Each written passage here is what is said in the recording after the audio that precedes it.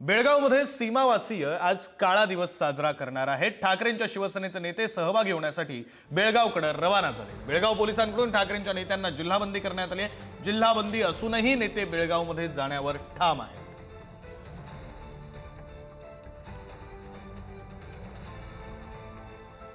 बेळगावमध्ये सीमावासीय आज काळा दिवस पाळणार आहेत। हा काळा दिवस पाळण्यासाठी म्हणून कोल्हापुरातून ठाकरेंच्या शिवसेनेचे नेते हे आता बेळगावकडे रवाना झाले। आपले प्रतिनिधी शेखर पाटील आपल्यासोबत जोडले गेलेले आहेत। अधिकचे तपशील ते देतील। शेखर,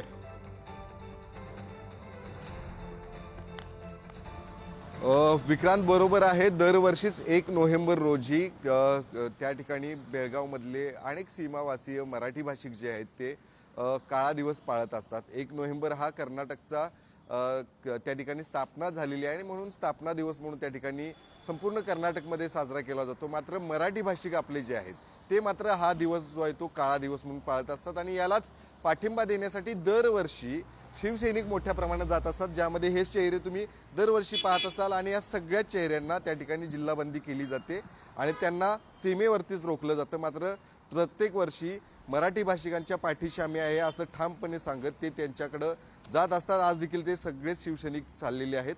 काय सांगाल, एकीकडे साध्या पद्धतीनं कुणालाही त्रास न देता तो काळा दिवस साजरा केला जातो, मात्र अशा पद्धतीने दरवर्षी आपल्याला थांबवलं जातं। नाही, एकतर कर्नाटक राज्याचा हा आजचा स्वतंत्र राज्याचा दिवस, पण आमच्या दृष्टिकोन तो काळा दिवस। कारण बेळगाव, निप्पाणी, बिदर, भालकीसह ही गावं 865 गावं ही महाराष्ट्राची कर्नाटक गेली।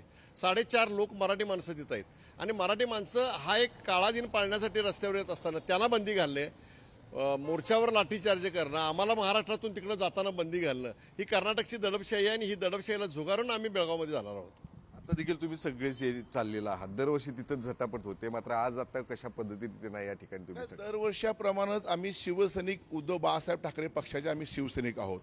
एक असा एकमेव पक्ष आहे की कायम त्या सीमा भागातील मराठी बांधवांच्या पाठीशी राहिला आणि कायम राहणार आहोत। आम्ही त्यांना पाठिंबा व्यक्त करण्यासाठी आम्ही तिकडे निघालो आणि जाणार आम्ही, यात काही शंका नाही आहे। मराठीची गळचेपी, सीमा भागातील मराठी बांधवांवर होणारे अन्याय, त्यांना मारहाण करणे, एक तर आता मराठी बोर्ड सुद्धा लावाय नाहीत आणि आता हळूहळू भगवे झेंडे सुद्धा लावणार नाही असं म्हणतात, भगवे झेंडे काढून टाकतात।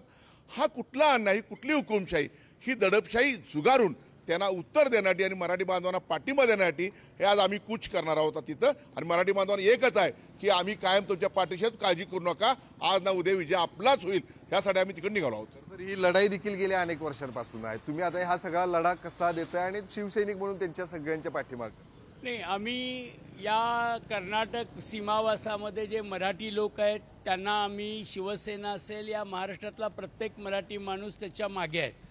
परंतु माझं सरकारला सांगणं आहे की कर्नाटकामध्येही भाजपचं सरकार आहे, केंद्रातही भाजपचं सरकार आहे आणि महाराष्ट्रात पण युतीचं सरकार आहे आणि शेखर, तुम्ही या सगळ्या प्रतिक्रिया समजून घेत राहा, वेळोवेळी अपडेट सुद्धा घेत राहू या सगळ्या संदर्भातले।